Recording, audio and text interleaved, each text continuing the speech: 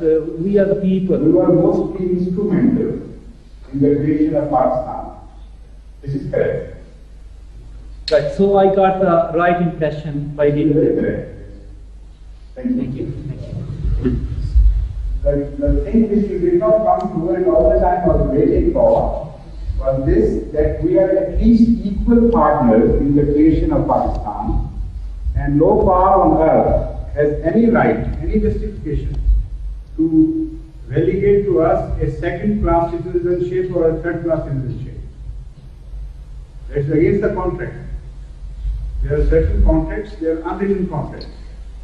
If you 2 or 3 people go together to make a thing, to make a firm, they have equal rights unless that thing is taken apart.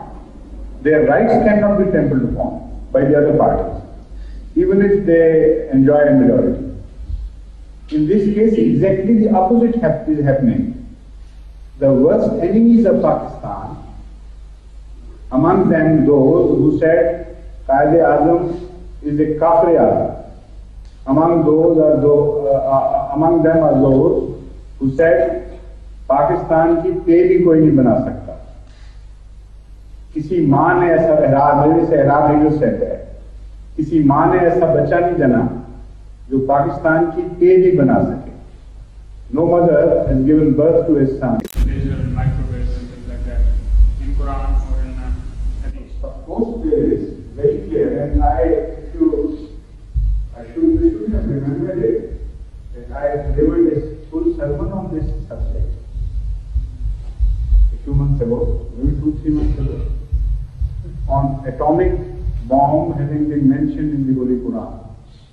Didn't you read that? Or has it not been published yet, perhaps? It has come out, sir. 3rd of February. It is published. The tafsir of Surah Al-Hamza. It was printed in Al-Fazl. It was also, I think, translated by Jayalwar Sapkano, who are very efficient in these translations, and published in English as well.